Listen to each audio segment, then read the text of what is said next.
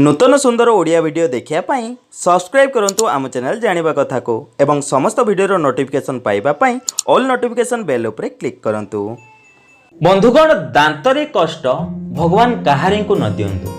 बहुत असहनीय पीड़ा होता है दांतरे समस्या हेले।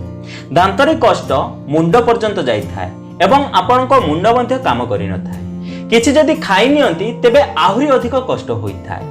अनेक थर लोक एही समस्या पाई पेनकिलर खाई थांती। पेनकिलर नेबा द्वारा किछि समय पाई तो कष्ट कम होई जाए किंतु पुणी दांतरे कष्ट आरंभ होई जाए।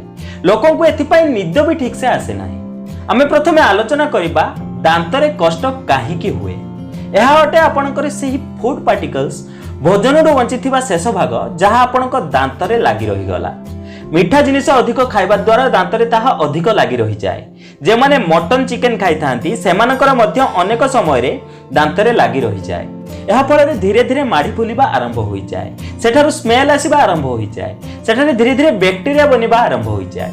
ठीक सही प्रकार रे चॉकलेट अधिक खाइबा द्वारा ताहा आम दांतरे फसी जाए एवं सेठारे संपूर्ण भावे सफा न हेबा कारणरू सेठारे बैक्टीरिया जमिबाकू लागे। जेउ कारणरू धीरे धीरे सेही दांत सढ़िबाकू आरंभ होई जाए। दांतर क्षय हेबाकू लागि थाए।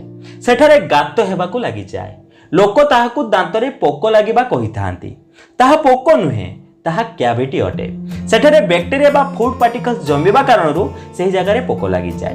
जदि आपनकू एही समस्या अछि तेबे आजि मु जेउ उपचार आपनकू कहिबाकू जाउ अछि ताहार जदि प्रयोग करिवे तेबे आपनकर एही समस्या सबुदिन पय ठीक होई जिवो। प्रत्येक व्यक्ति निज दांतर जत्न रखि थाए। प्रतिदिन सकाळ उठी ब्रश करि थाए। एमिति बहुत कम व्यक्ति थिबे जेउ माने सकाळ उठी ब्रश करू नथिबे। सकाळ उठी ब्रश करिबा जरूरी अटे। ताहाठू अधिक जरूरी अटे राति रे सोइबा समय रे ब्रश करिबा। जदि आपण चाहुचंती आपणक दांतरे केबे कष्ट न हेउ तेबे एही उपाय निहाती आपणांतु। आपण सकाळ उठी निहाती गरम पानी पियंतु किबा ठंडा पानी पियंतु कारण सकाळ आम पाटी रे जो लाळ थाए ताहा आपणक शरीर पाए बहुत लाभदायक अटे। सेथिरे एमिति एंजाइम्स थाए जहां आम पेट को सफा करि थाए। सेथिपाई सकाळु आपणक पाटी लाळ बहुत लाभदायक अटे आपणक शरीर पाए। लोक सकाळु उठी सीधा ब्रश करिबाकू लागंती एवं सकाळर लाळ को फिंगी दियंती। सकाळु उठी सर्वप्रथमे पानी पियंतु अबा पौड पानी पियंतु, जूस पियंतु। एही अभ्यास बनांतु ताहा भी बिना ब्रश करी एवं राति रे ब्रश न करी सुवंतु नाही। जदि जीवन सारा निज दांत को सुस्थ रखिया पाई चाहती तेबे एही मूल मंत्र बा गुरु मंत्र को मन रखंतु। एबे जदि आपनकू किंबा आपनक परिवारर काहारी को दांत जनित समस्या अछि तेबे कोन करिवे। प्रथमे एक चामच रे 4 रु 5 बुंदा लवंग तेल नियंतु। एबे एथिरे 4 रु 5 बुंदा राशि तेल मिसांतु। एबे एहाकू भलो भाबे मिसेई दियंतु। एबे आपण एक तुळा नियंतु एवं एही तेल रे एहाकू भलो भाबे भेदांतु। एबे एही तुळा को दांतरे जेउ जगारे आपनकू कष्ट हेउछि सेही जगारे दबेई एहाकू रखंतु। 10 रु 15 मिनिट सेठारे दबेई रखंतु। तापरे ताहाकू फिंगी दियंतु। दिन रे 3 रु 4 थरा आपण एहाकू करि परिबे।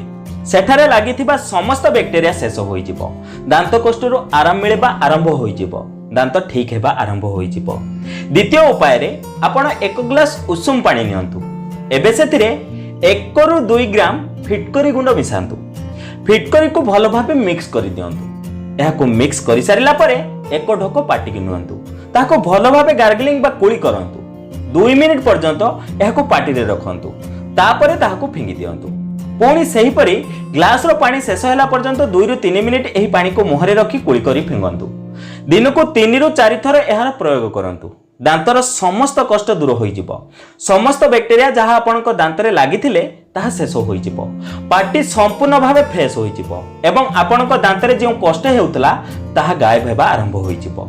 एहार प्रयोग करिवार प्रथम दिनरु ही आपनकू एहार फायदा देखा जिबाको मिलिबो।